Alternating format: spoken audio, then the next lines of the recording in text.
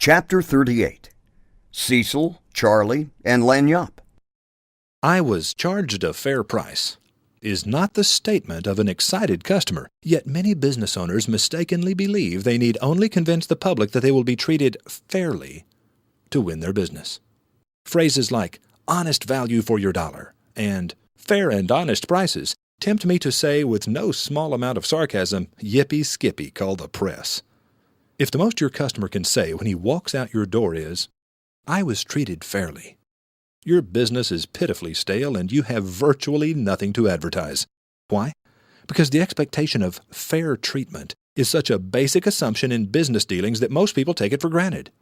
What we really hope to find is the delight factor. Let's say Cecil owns a produce market and advertises that his scales are the most accurate in town. His competitor across the street, Fat Charlie, tends to be a little more expensive. Fat Charlie's produce is better, but the main reason people shop at Charlie's is the delight factor.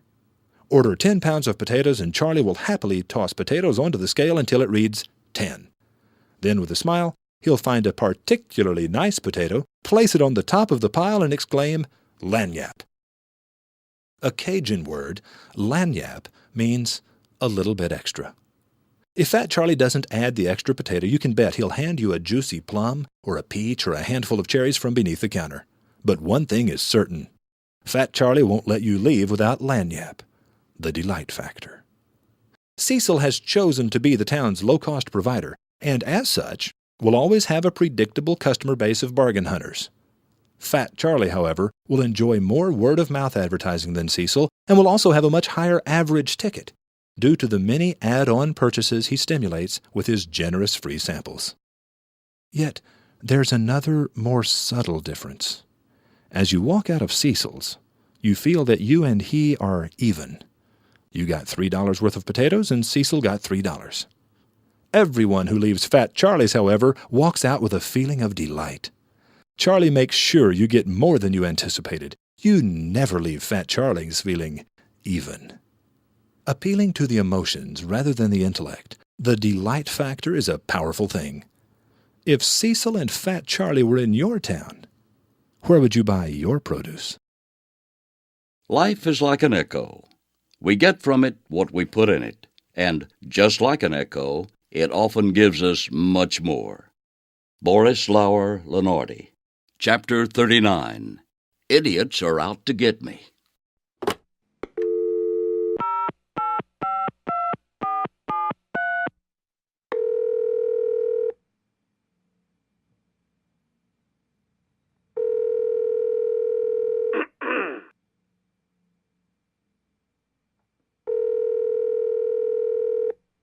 The telephone rang and rang and rang. Thinking I must have dialed the wrong number, I was about to hang up when a voice answered and spoke the name of the store.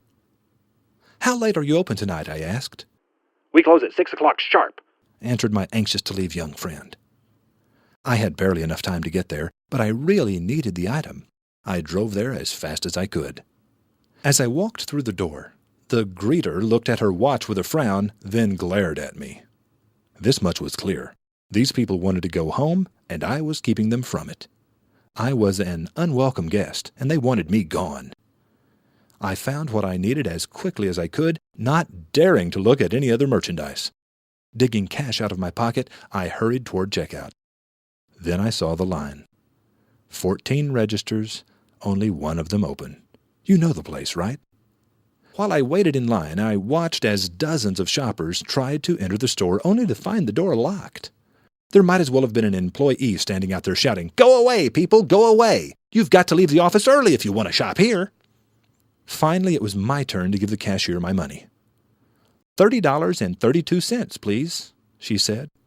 Anxious to help her make change, I gave her 3 dimes, 2 pennies, and a $50 bill. $50.32, I said. She stared at the 50 as if she had never seen one. Then she walked away to locate a manager. Time passed. The people in line behind me grew restless. One sighed deeply. Another muttered something that sounded like sunny beaches.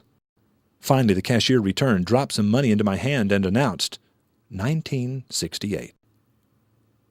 Of course, I pointed out her mistake, right? No, I didn't. Only one person in 27 will say something in this situation, and I am one of the 26. I walked out to my car feeling sorry for whoever was in charge of advertising.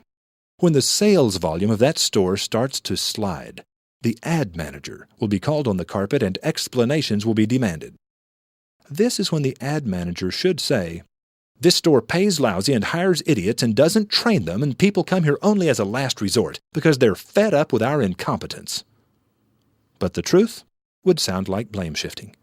So the ad manager will probably just hang his head, grind his toe into the carpet, and promise that he'll try to do better next time. Chapter 40. Does anyone lack ambition? When people want to pay a business person a compliment, they often say he has a lot of ambition. But ambition is as common as dirt. I've yet to meet a person who lacks it. I am therefore not convinced it is part of the great American formula for success. I believe the vital ingredient is initiative. Initiative means you take action. You work with what you've got. You never stand around waiting for instructions. You do something even if it's wrong. People who lack initiative hesitate to do what they cannot do well. Ambition without initiative is simply daydreaming. An employee who has ambition without initiative spends his days trying to figure out what you can do for him.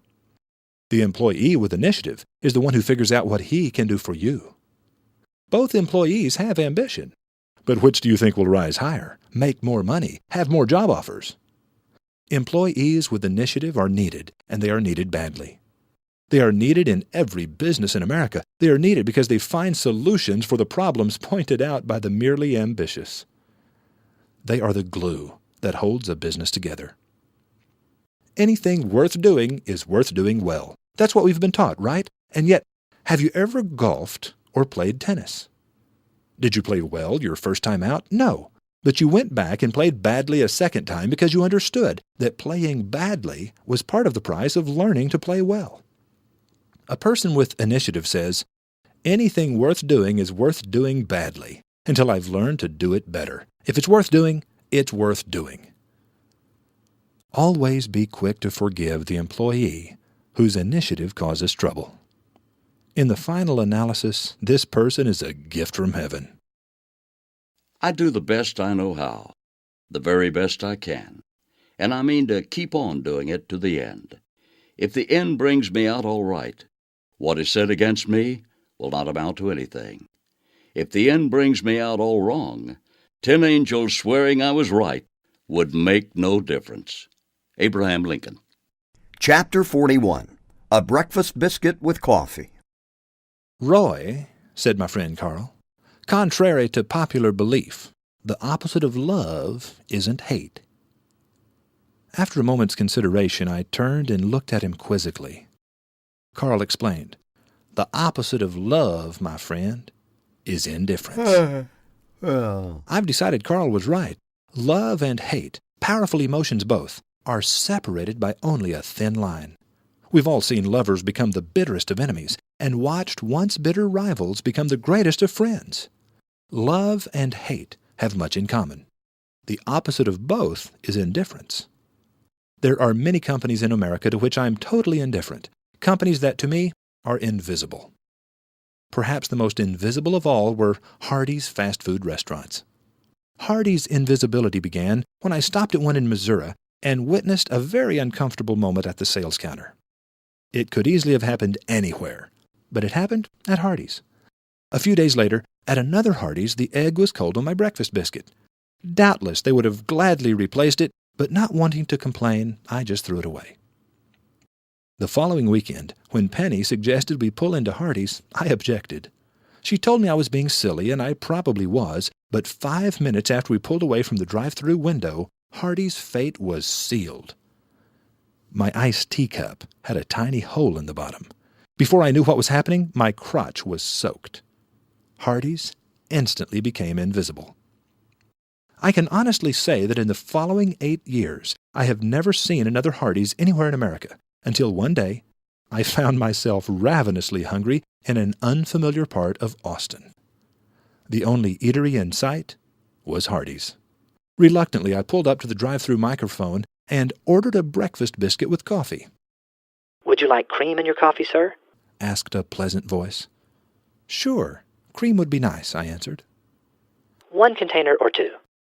I'd like 2, please. Thanks for asking, I said, thinking, when did fast food places start giving this kind of service?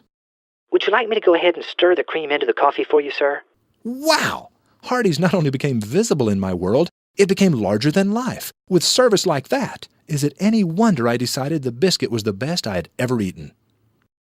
A lady whose face I never saw renewed my confidence in Hardee's simply by offering to stir the cream into my coffee. Have you ever tried stirring cream into coffee while driving a car? Why has no one else ever offered to stir cream into my coffee? Am I the only person in America who is this trivial, petty, and autocratic? Or is there a chance the people who do business with your company might be as easily won or lost? The fate of your company is in the hands of your people. Train them well. Chapter 42 of Sharks and Pigs. It's a true but little-known fact that more American citizens are killed by pigs each year than by sharks. I believe this is also true of American businesses. Business owners spend most of their time worrying about the sharks, those diabolical demon competitors, though it's far more likely to be the pigs who kill the company. The pigs are the employees who would rather lie in the mud and oink than jump through hoops for a customer. The pigs are the middle managers who are more concerned with getting the most out of the company than with getting the most out of their staff. The pigs are the owners whose only thoughts are for short-term profits. A healthy, pig-free company is one with a powerful sense of mission and purpose, a company with values that run deep enough to create a strong company culture. I've always known this to be true, but until now, I've lacked the bona fide evidence to convince you. In their most recent book, James Collins and Jerry Porras share some fascinating data from their research on corporate success. If a person had invested $1 in a group of average companies in 1926, his investment would be worth $415 today. Had he invested in good companies, he would have $995. But when Collins and Porras focused their investigation on companies built on a core ideology, companies that refused to compromise their essential values, that remained true to their sense of mission even when it meant turning away from short-term profits, the hypothetical dollar paid back $6,356. Bill Baxter owns 11 gas stations. Bill was a Marine, and I'll bet he was a good one, because his staff of more than 50 gas station attendants is the most electric bunch of people you'll ever encounter. The services they perform are done exactly right and extraordinarily fast because these people love their work. With uniforms crisp and attitudes bright, Bill's employees fill the tank, check the oil, inflate the tires, wash the windows with amazing speed. Bill Baxter never has the cheapest gasoline, but he always has the most customers. The marvelous profitability of Bill's company is merely the byproduct of his passion for exceptional customer service and crisp corporate discipline. Sharks be damned. Bill Baxter ignores the sharks and makes bacon of the pigs, and it seems to work pretty well for him. Maybe we should give it a try.